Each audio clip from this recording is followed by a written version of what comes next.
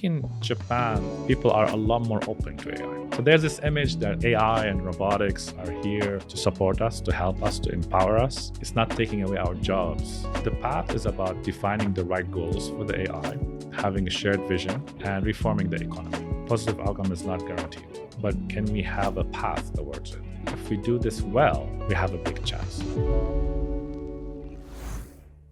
Hey there, and thank you for tuning in. We're excited to bring you another great conversation today. If you like the show and want to support us, please hit the subscribe button so we can keep bringing you great content week after week. And if you're feeling extra generous, give this video a like and share your thoughts and comments down below. Thank you so much. And now, let's get into it.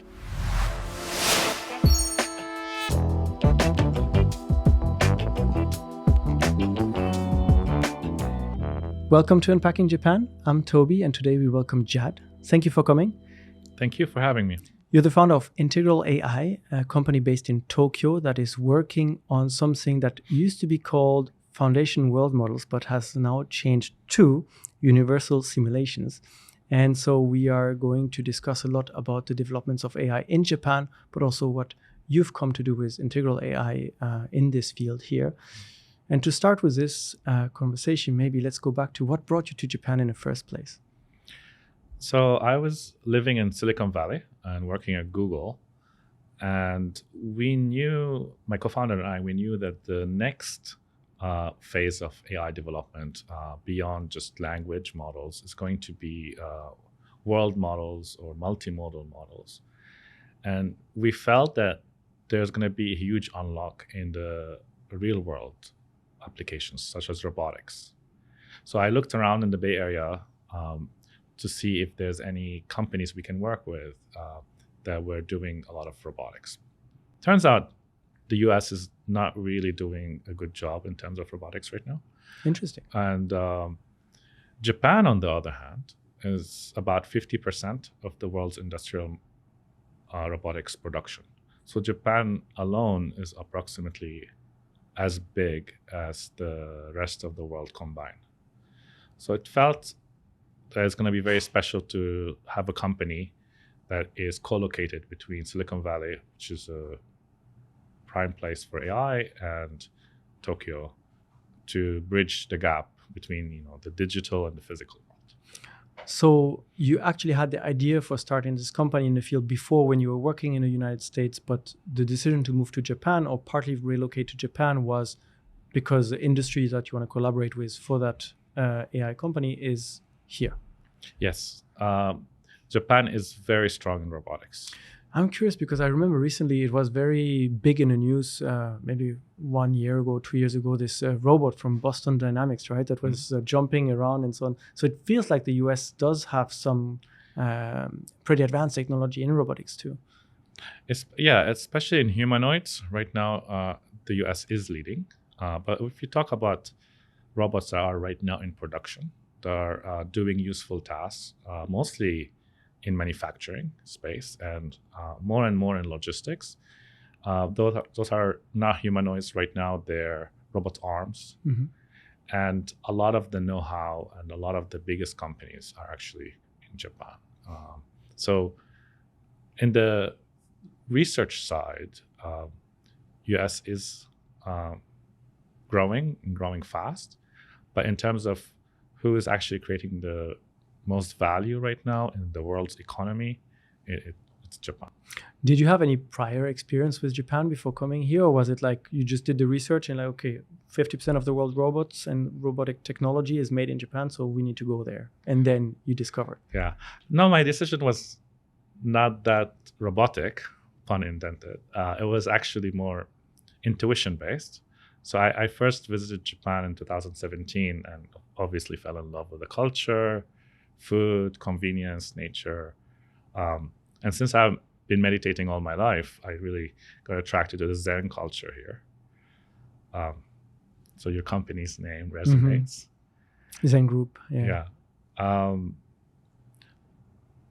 And I felt like if I could make it work, that something aligns with my long-term vision for my life, but also I could get to live here, that will be wonderful, right? But I really am very mission driven. So I'm glad it actually worked out. Do you remember the first time you kind of came here with your suitcases full of the project that was Integral AI and be like, okay, now I'm here. We actually have to make the company kind of get off the ground in Japan. Yeah, I actually first moved here through Google. So I knew that I needed to start a company in Japan and in the US. And starting a company in Japan as a foreigner, now it's getting easier. They have easier visa program, but it used to be harder. There's a lot of chicken and egg problems. I feel like from the discussions we've had on this podcast, some of these problems are still persisting today a lot. Unfortunately. But it felt that it would be easier if I move with Google. And so I made a deal with my managers. Like if I move to Google Japan, I'll stay there and support the company for an additional year, which I did. And then ended up starting my company. So you leave Google Japan, and now you're here and you have to get started with Integral AI. Where do you even start with such a project? Like, how did you kind of go about day one? So I think a lot of these things are about spontaneous connections. So I really had to find the right opportunity in terms of design partners, customers. So I also needed to find the right talent, right, who I can hire. And being a foreigner is challenging. But one of the ways to increase your luck in life is to be very open-minded and put yourself out there in as many situations as possible. So one of the things I used to do is go a lot to these industrial trade shows and just introduce myself to everyone, and happened to meet a few really, really amazing businessmen here, which helped me. They helped me a lot. For example, one of them introduced our first engineer. It was his kohai. Okay. And that engineer turned out to be amazing, turned out to be the captain of the team that won the world's championship in robotics. Wow. Ranked number 1 from University of Tokyo. And we got along very quickly. Yeah. Japanese business culture has this reputation of taking things a bit slower, and contact is also usually done through connections over time. How was your experience at those trade shows where you basically just came off Silicon Valley and you were like, I'm here now, I'm going to talk to everyone, I'm going to introduce myself? How was the interaction and the reactions with the Japanese partners? So they were intrigued, and I was intrigued too, because I knew that I was going in a different cultural context, right? And I had studied enough about the culture to know that what you said is true. So it was a fun challenge for me to adopt this philosophy. And actually, it works out very well. It's slow in the beginning, but it does accelerate. And the relationships you build as a result are high trust. And so there's a significant investment on both sides. And even if things don't work out for the short term, because every relationship will go through rough patches, you know that they will stick around and work with you on improving the relationship. To give you an idea, our first major partner, Denso, it took about a year of this slow step-by-step.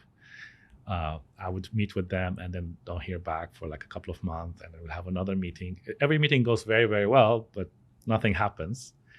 But surely it eventually does. So I actually quite enjoy it as a kind of a smooth pace, which balances my kind of Silicon Valley. Yeah, in the US, I feel like it's more like you meet, you shake hands, and you talk about it. If there's a match, let's go something immediately. If not, just move on. But here it's quite different. Let's talk a little bit about Integral AI. So you talked about the importance of robotics for your company to kind of basically exist and the service to match. Can you explain a little bit more what you're trying to do with the startup you have founded here in Tokyo? So my entire career has been on building AGI. That's been kind of the core focus of my entire career, from my PhD to my Google time, about 9 years. And definitely it's the focus of this company. But building AGI might sound like an abstract thing.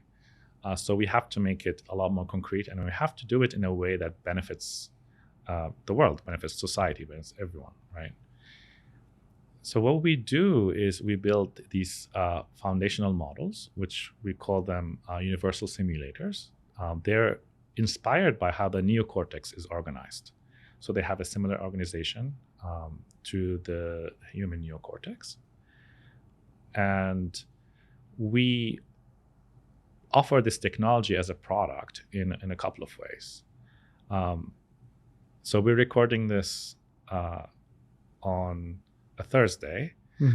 Next week, we will announce the first such product, and later this month, we'll announce the second. And I guess I'm happy to share here because I don't know. Both of these will be announced already by the time this comes out. Exactly. So we can talk about it. So basically, how are you going to integrate AI smoothly in everyone's life, in society, right? So there's a component of it that is about an interface. So it's a smooth interface that lets you interact with AI as if you are interacting with your own mind. So the AI is capable to dynamically render any experience for you on the fly.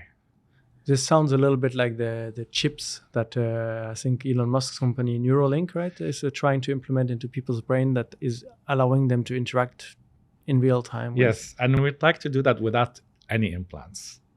And the way to do that without any implants is by actually having the AI read you like a empathic friend, and kind of predict what you want in advance and present options for you in the smoothest way possible, so graphically, right?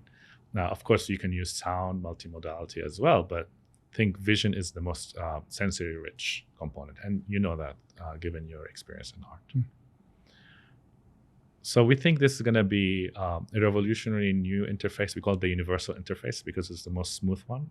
It adapts to you rather than you adapt to it. So that was the first product, connecting to the human. But then that's the front end part. There's also the back end part. What is it? What's the engine? How are you taking action with these products? So we have a platform to generate universal agents. So these agents could be digital agents, like an executive assistant or someone to help you edit video or edit this podcast. Or it could be a physical agent, enhanced like a robot, right? It could be a humanoid robot. It could be a car, self-driving car. It could be a drone. And so we have a platform to let you spawn as many of these AI workers as necessary. And that's the back end. And then the front end is this kind of infinitely flexible interface. So we're going beyond the kind of abstract discussion of AGI to saying this is actually how AGI will work for you. So this is a technology your company is trying to develop, while at the same time you're also working on all the kind of robotics AI integration in general industry as a kind of second side of the businesses. They're actually the same side. So the robotics part is just a special cases of agents. So all our work in robotics can be viewed as a special case of an agent in our platform. And our primary focus right now is this platform and the interface. We have been in stealth mode for a long time. So we were careful not to, maybe overhype ourselves before we're ready. Mm-hmm. And now you're ready. about there. Yeah. You're just about to announce it, or have announced it by the time our listeners get to hear our conversation.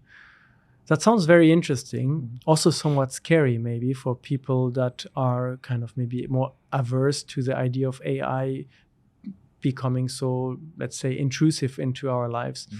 I recently attended a sort of art event where artists and researchers made these videos to kind of represent situations pretty similar to this, with a character named F, who was basically going through daily life asking questions to an AI character who would make decisions for him about, oh, what food do I prefer from the foods that are in front of me? And AI would say, oh, you prefer this and this combination, and then removing more and more of the decisions that we are making. So some people may be kind of fearing this.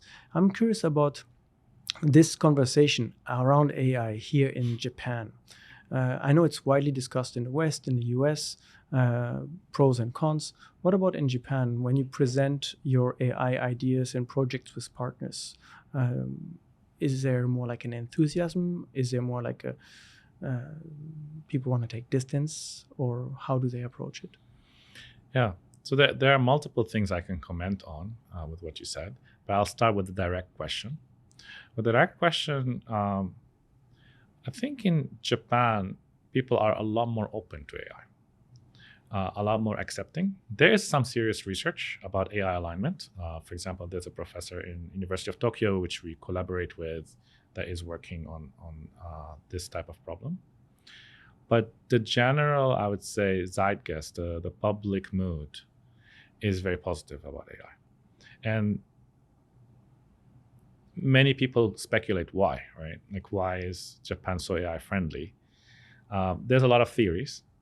One theory goes back to Shinto, saying like, animism. If you believe everything is conscious, so you're less likely to be intimidated by another alien intelligence, right? There's a theory that has to do with the aging population. Japan needs it a lot more than other countries with the population decline. There's an argument related to Doraemon. To Doraemon. Doraemon is like a robot cat from the future. It's an anime that pretty much everyone in Japan knows, and most of them love. They have a very positive image. Mm-hmm. And so Doraemon like supports his a kid through a lot of adventures. So there's this image that AI and robotics are here to support us, to help us, to empower us. It's not taking away our jobs. It's actually empowering us to fulfill our dreams, right? That is something I've noticed in this culture that's markedly different than what I've seen in the West.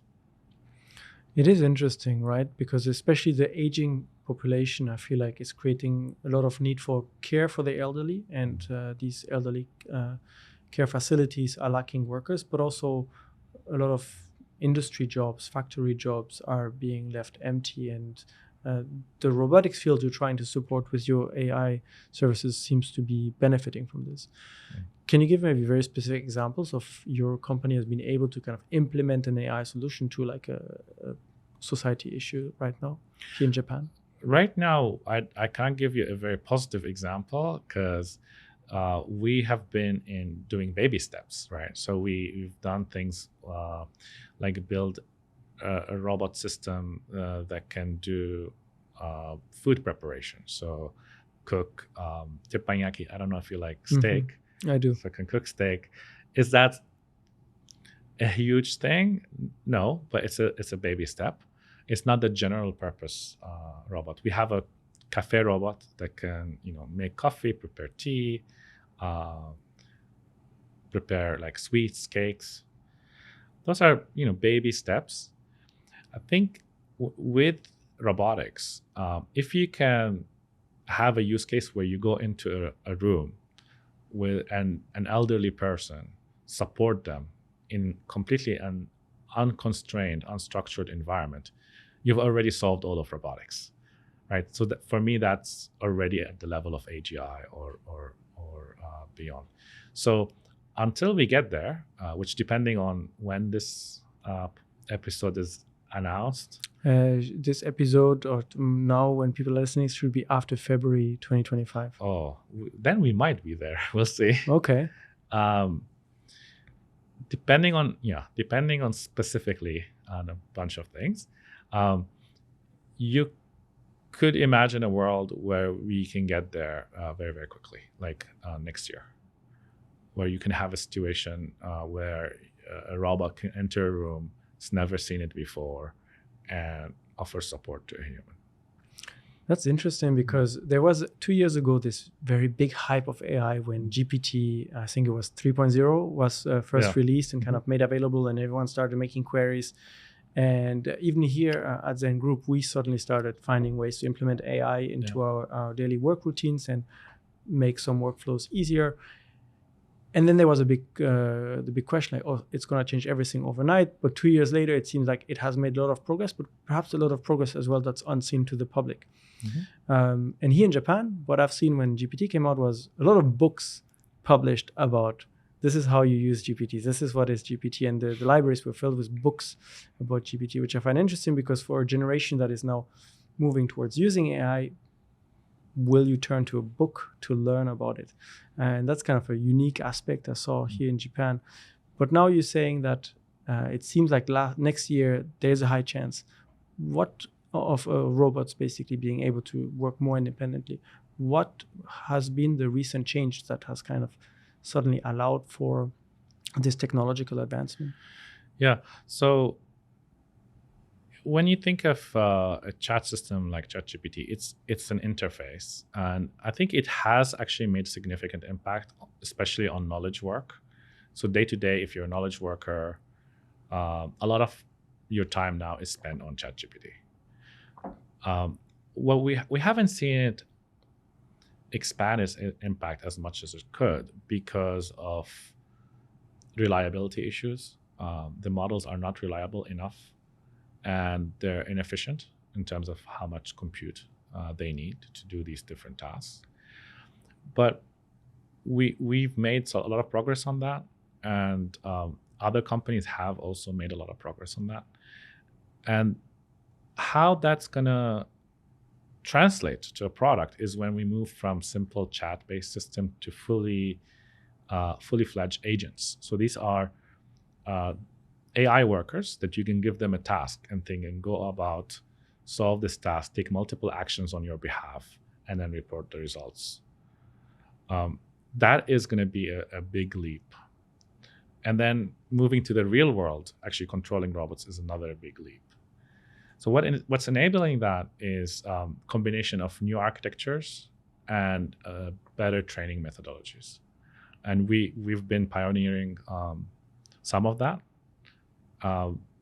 especially when it comes to the real world applications. Our architectures are really good at vision, for example, but there's also been breakthroughs in architectures and training methodologies on the language side, pioneered by other companies like DeepMind, OpenAI, and so on, Anthropic. I want to come back a little bit to the model you're developing, which is kind of reaching a step very soon, a big one. How is this universal simulator different than others that maybe competitors or other companies in the field are developing? So one of the strong points of this model is that it takes any combination of modalities and predicts any other combination of modalities that you choose. So you can give it, for example, text and video, and you can predict video, or you can predict actions. You can give it sensors, and it can predict future sensory experiences. So you can take any subset of modalities, predict any subset of modalities. That's one critical part. The other critical part is that it can generate abstractions from the raw data. So it generates its own concepts from the experiences it's having in the world. And that's very important for things like planning, reasoning, like the ability to grow the model over time, use tools, and so on. How do I imagine this now in daily application? Like if I'm a user, if I want to use Integral AI's new model, let's say next year, do I download an app on my phone and then I interact with the app? You were mentioning before about the vision and kind of the ability to kind of scan and see empathetically the human kind of predict the... So I would like it to be the most intuitive, seamless, magical experience possible. So you can imagine like a blank canvas, and there's nothing on the canvas initially, and you can just shape it however you like. You can use that by saying, hey, I need a keyboard right now, and the keyboard appears, and then you can start typing. Or you can say, I want to play a game, and then it gives you a game. And it should be intuitive, that it preemptively predicts what you want, but it should give you a lot of agency, so you actually are in control. The key point is to give you the tools so that the AI molds itself around your intention. Yeah. Does this work with like glasses or? It should be universal. So basically any device. Oh, wow. Yeah. So for someone like me who's using AI in daily life for work, but not extensively, not researching, it's sometimes difficult to imagine like how is this actually going to be implemented in our daily life moving forward. Mm-hmm. So you've worked on this now for the last few years in Japan, and you've also worked on implementing some of this technology with some large conglomerates here, like you mentioned Denso, sorry, but also Honda. How has it been like for you working with these large established companies that have gone from very traditional industries, mechanics, to now kind of leading modern technology development? Yeah, I mean, these companies have a lot of smart people, a lot of engineers. We mostly work with engineers. We sell to engineers, and we partner with engineers. So we're engineers squared.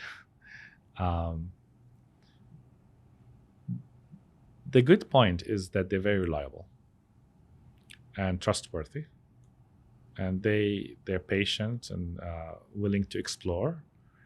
I think that's a very good asset in a Japanese ecosystem, that the companies are willing to take these small experiments with startups.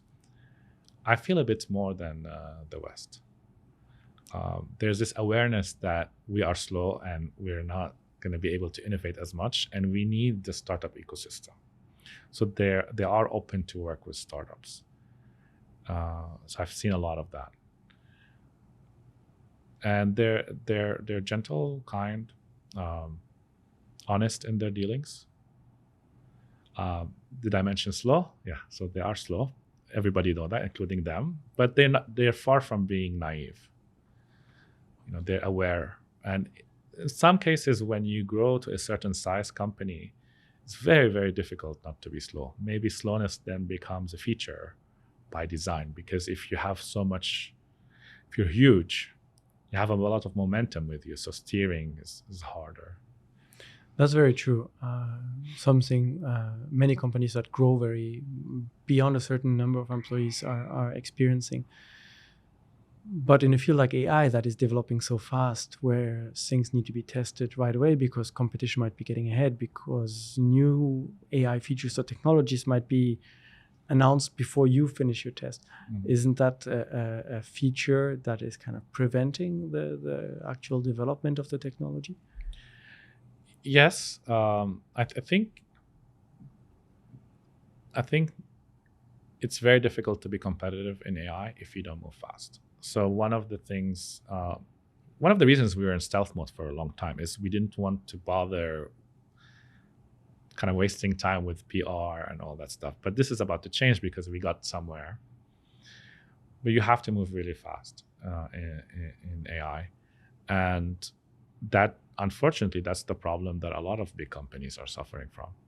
On the other hand, AI is such an empowering tool that if you have a business where you have your own moat, then AI will come in and amplify your productivity, make you that much more successful.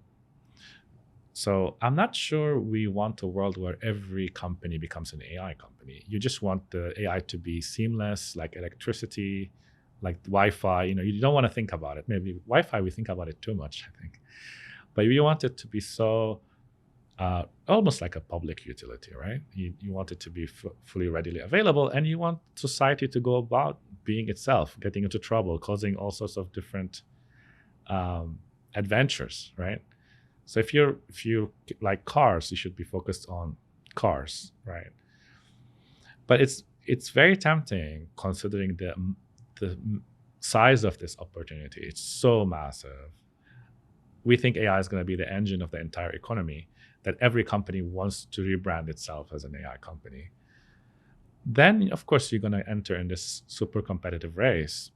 Rather, I feel like it's better to just, there should be a different category of companies that are AI companies, and every other company should try to see how AI can be leveraged internally in its processes and its products to get even better.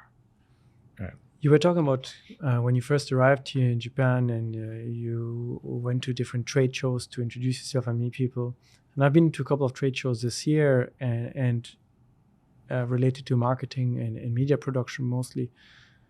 And all the companies there are just branding and advertising AI. We do this with AI, we do that with AI, we have this AI model, we have this AI bot, we have this AI chat or whatnot. This is kind of what you're talking about, right? It becomes very competitive, but then you also start doubting the capacities of the model. I was just dealing today with trying to get a voiceover of a video spoken by an AI voice, and every time I would regenerate the text, it will AI analyze it differently, and something it said right the first time, it says wrong the second time, but then it fixes another mistake. How reliable is this? So right now, the AI models that are publicly available are not very reliable, but there is a bunch of breakthroughs in reliability. So by the time this podcast is aired, I think we should have a much more, we'll have more reliable models out there. Also available to the public? Depending on exactly when it's aired. I'm interested to talk a little bit more about now AI development specifically in Japan. And you're doing something that's very interesting in kind of industry, like pushing the industry forward. But what are other companies, what are the other developments of AI you're seeing here in Japan that are maybe also in different fields than yours? Other developments in AI? I think I don't see much AI development. Interesting. As much as I would like.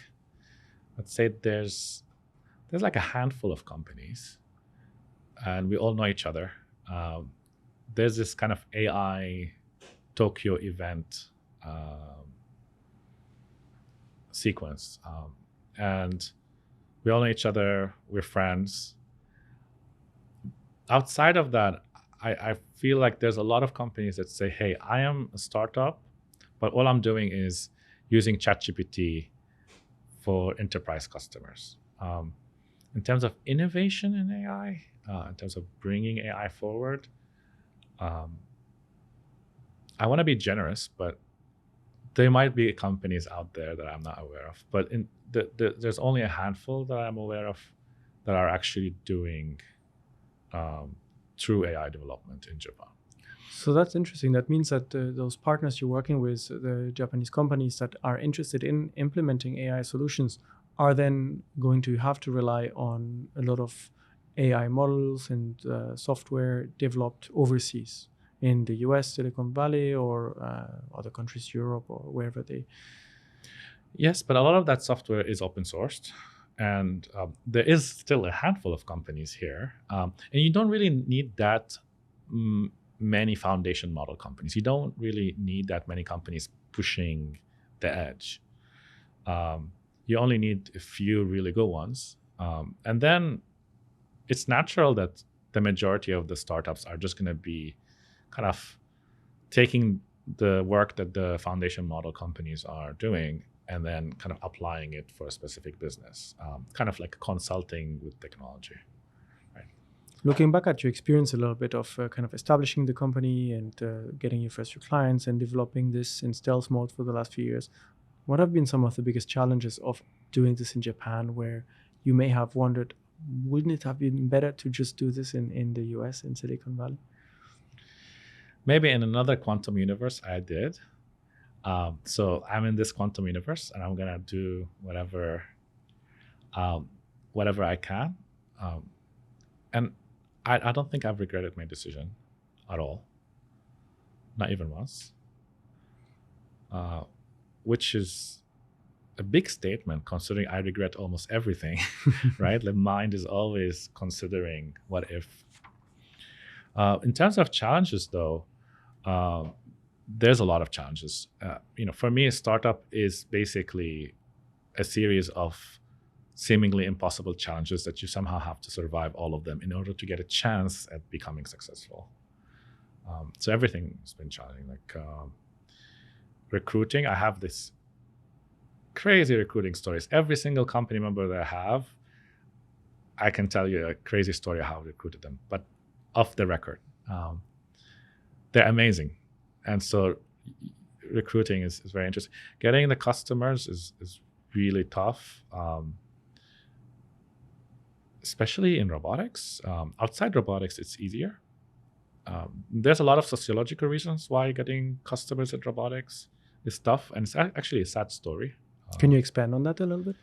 Um, Human labor is too cheap in developing countries. So often when you build these robot solutions, you're competing against someone who's making like $10,000 a year. And the cost of the hardware itself is close to that. And given that we live in a very unequal world, it's very often cheaper to, send your factory to a country where maybe the workers don't have as many rights, as opposed to automate, right? So selling in robotics is tough. And the partners you've been kind of providing your solutions with, they're usually somewhat reluctant at first. They see the potential benefit, but the cost is kind of preventing some of the things to move forward. The good thing is that we're not in a position that we need to sell robotics. We sell to the companies that are building the robots, and then they go and sell. We're a platform company, right? And our product is not just robotics. So our goal is to provide the tools for these companies to go ahead and serve the world. But I just think they have a tough job. I'm curious now, just looking at your general experience, what was a moment for you that kind of made you really think, this is what I want to do? I want to create a model of AGI that can fully autonomously interact with humans. Was there an experience during your studies or your previous work that made you like, okay, this is what needs to be done? I think usually these things, there are multiple causes. They're usually overdetermined. So I did my PhD in AGI theory. So I already had that intention for the past 20 years. And I think part of it has been the reality of being born in a war, where you see there's a lot of struggle, there's a lot of conflict, often economically driven, and you kind of want to have a more universal solution for that. Part of it is kind of a desire for freedom, for agency, and I think part of it is rooted in compassion. Like the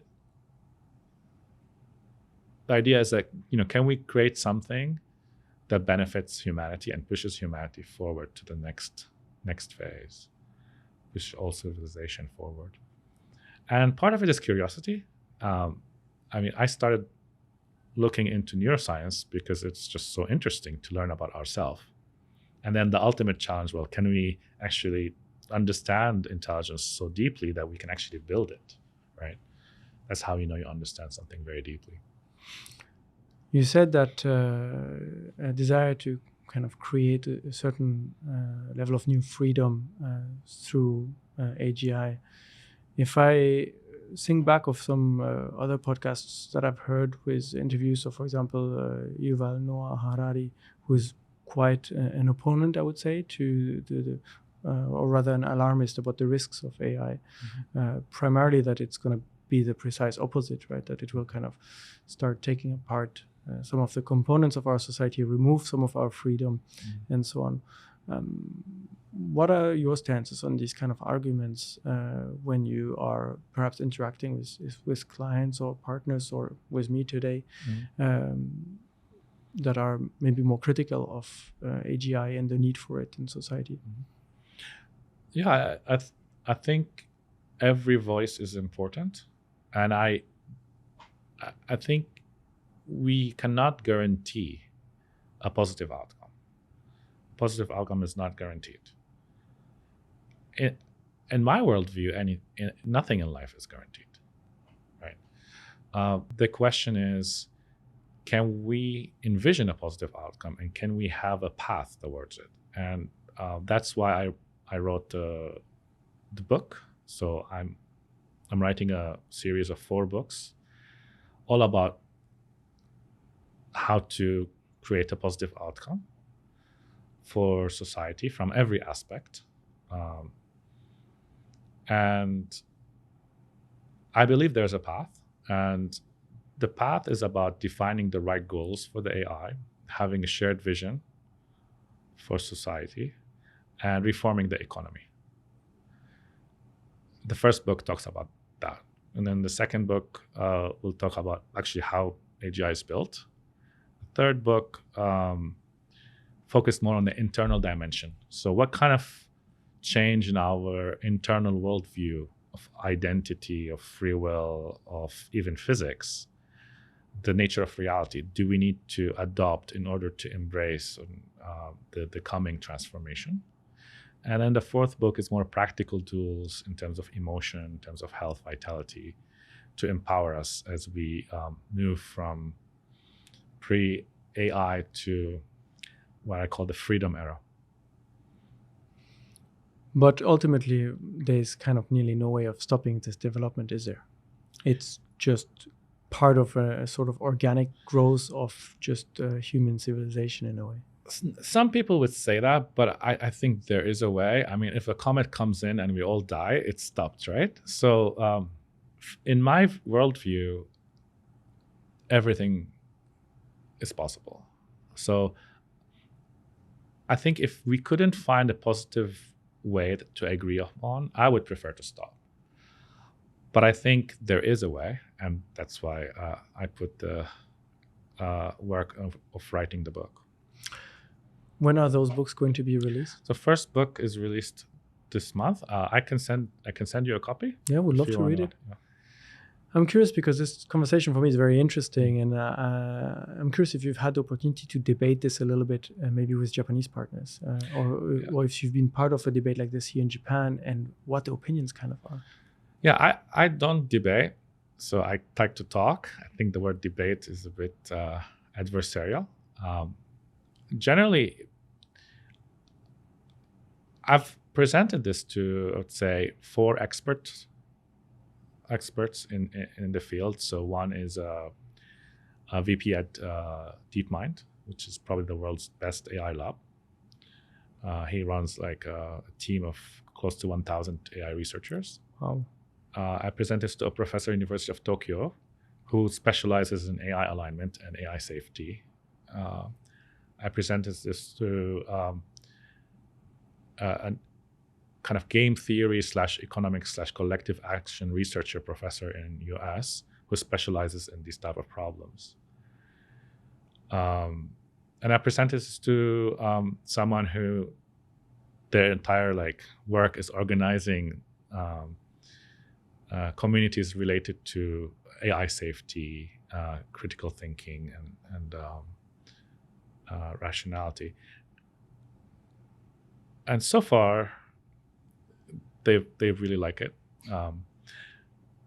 I've had very good reviews so far, but we haven't discussed what it is. Maybe rather than appealing to their expertise, I can tell you what it is and you can make up your own mind, right? Go for it. Yeah. So one of the kind of challenges, I think, in philosophy, in history of philosophy, has been figuring out what a shared vision should be, or what objective morality should be based on. Lots of philosophers have tried to work on that, but that often just led to dictatorships, right? It led to promises of utopia. This is the right way, and we end up. Sounds very timely. Yeah.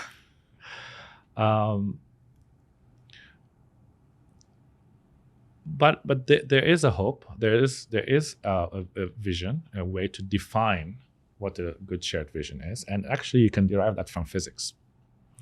When you think about what an agent is, is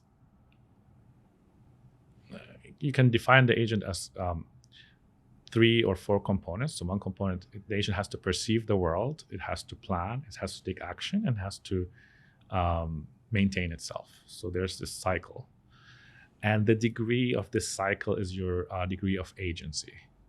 So the more agency that you have, the more likely you're to survive. If we don't have enough agency, like dinosaurs, a comet will kill us. If we have more agency, we can stop a comet, we can survive. So being careful about the definition of agency leads you to a kind of a formal definition of freedom, which transcends the current contradictions in the word. Freedom has a lot of contradictions when you look at it a bit more deeply. So by cleaning up these contradictions and defining in this careful way through agency, you're able to set a goal that is both flexible enough that what the goal means for you could be completely different than the goal means for me, yet has enough shared commonality that can let us converge into an agreement after enough negotiation, right?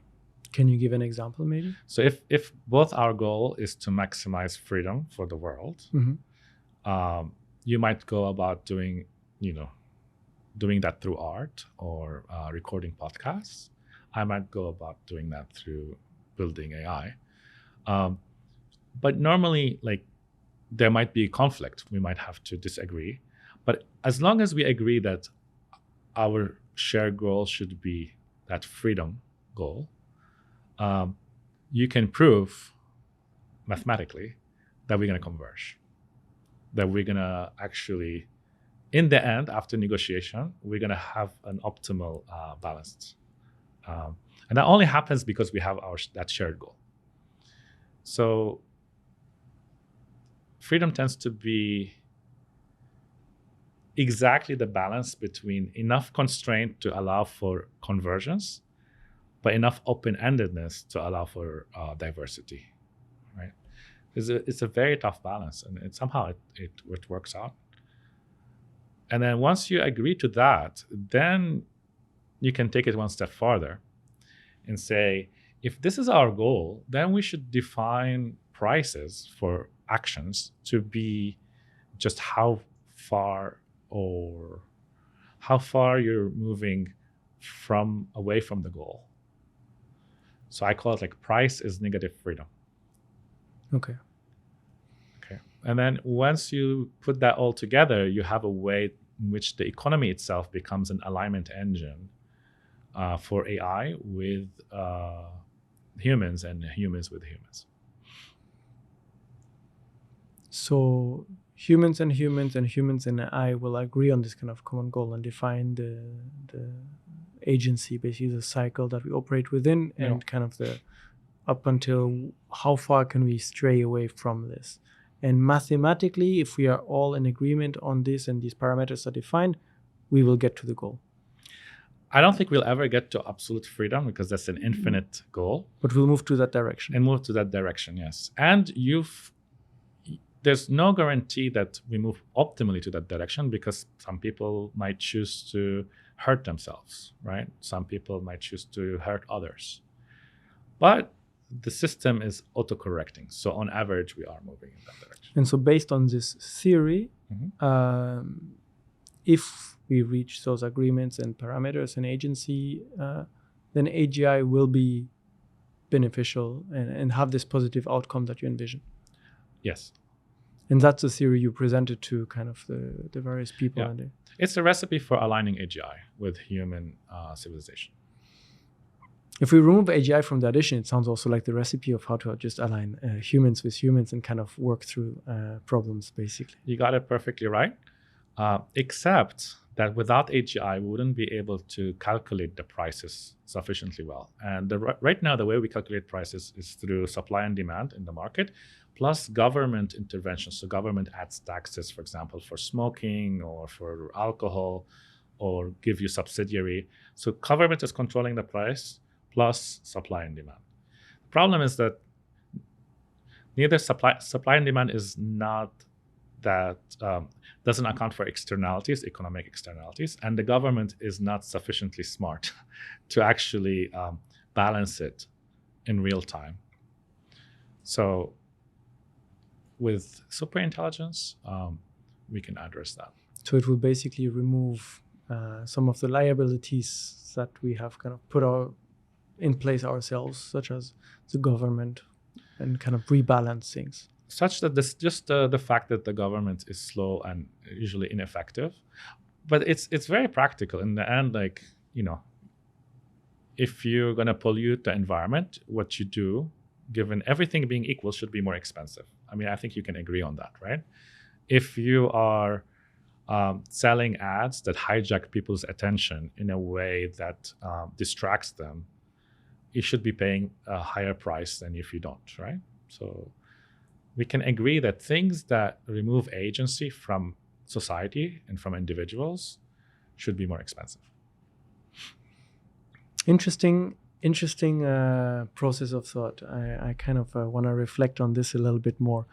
Maybe I'll send you the book. Thank you very much. Mm-hmm. I want to go back to something you said a while ago about this first book you're writing, which also implied that, or you mentioned that basically everyone needs to kind of discuss and agree on these things based on that theory as well, on where do we put the poles, where do we define agency. So what happens in a situation where we were using the example earlier of Japan, that Japan doesn't develop too much of this AI technology itself, and that a lot of it is developed in other countries. Does that mean then that countries like Japan and perhaps many other countries are kind of left out of this AI discussion, and then will end up having to just use a model that has been decided and already implemented elsewhere? I hope not. There's a lot of capable people in Japan, and I think our company and a few other companies are actually quite competent, so we could make a difference when it comes to that. B, I think any AI system should be able to be localizable, in the sense that you don't have to implement one strict way for every country. Every culture should be engaged with these foundation model companies to put in the rules. So in our philosophy, there's going to be 3 layers. So there's a universal layer, which is kind of fundamental regardless of which culture you come from. No killing each other regardless of, even if your culture allows it. But then there's a cultural layer. So for example, in Japan, we might value older people a bit more than the West. We might value more harmony, and in the West, we might value more individual liberty. So that there's a layer that should be cultural specific, in which cultures decide, and there's a third layer which is individual. So your own life, your own company, your own family, you should have a lot of control over that within the boundaries of the culture you're in. If you don't like it, you can change the culture, but also respecting the universal, I wouldn't want to say human rights, but universal rights, I would say. So if we kind of move towards a conclusion here, and we imagine your service is fully operational and released, let's say next year, and applied here in Japan, what do you envision as the first kind of uses we may be able to witness, where I walk in the street and I can see an application of Integral AI's new model? Well, I hope you'll be able to use it everywhere on every device that you have. I hope that you can it. So it's not gonna. I don't think it's gonna be like suddenly it's everywhere. I think it's going to be initially a lot of it in the digital world, and slowly getting more in the physical world, because physical world has certain constraints on how fast things can be realized. But I think within a period of a few years, it should be like pretty much everywhere. You have like humanoid robots, you have autonomous vehicles, drones. But if we step back, it's I don't think the product is any one of those. I think the product I want you to think about is you're gonna feel empowered, and you're gonna feel that you have a lot of agency, and it's gonna be scary because you don't have to be as constrained, and freedom is actually very scary. And you're gonna want support, and you're gonna say, hey, well, I can do whatever I want now within the constraints of society and the economy and all of that. But you'll have so much freedom that you're going to live a very different life than right now, I think. Interesting. I'm very curious to see what it's going to be like in the next few years. And maybe if, because some of this technology is already applied into industrial robotics, we will see a shift in the narrative, maybe in the mainstream media, about some of the societal issues Japan is facing, such as labor shortage and aging population. And maybe these problems will be turned into opportunities, will be perhaps solved and kind of managed more easily. Mm-hmm. Very curious to see how this unfolds. Yeah. If we kind of conclude this, what would you say are the main things you'd like people to know and understand about AGI specifically? I think we haven't actually named it, artificial general intelligence. People may not always know the difference with AI, but what are the things you'd like them to know and to kind of be aware of before this kind of really enters our lives more predominantly? I think the main thing is to think for yourself, not trust the experts, and try to be engaged in the exciting times ahead. There's going to be a complete rewriting of the social contract, and it's a very exciting time to be alive. So I really hope people are more participating, more engaged, debating, voicing their fears and concerns, even if it might appear silly. I think every voice matters. I don't want to say we're guaranteed to have a positive outcome, but my belief is that if we do this well and we are engaged, we have a big chance. Thank you, Jad. Mm-hmm. This was super interesting. I would love to continue this discussion, and I feel like we could talk about the pros and cons, and I would be interested in digging about some of these a lot more. Mm-hmm. Do you feel like we covered it generally quite well, the overview of your work and what you're trying to achieve here and this experience you've been having in Japan? Or do you feel like there's something else that you wanted to bring to the table today that we haven't gotten into? I think we had an organic conversation. We didn't prepare, and we just went with the flow. That's all I can ask for. Thank you very much. Thank you everyone for listening and watching. This was Unpacking Japan, and we'll be back again next week. Bye.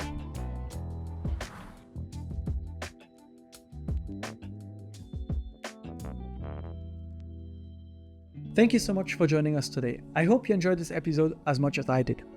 Please hit the subscribe button so you don't miss out on future conversations. And we'd love to hear from you. Share your thoughts in the comment section down below. And if you enjoyed this episode, here are a couple more that we think you'll enjoy. Thanks again for your support, and we'll see you next time.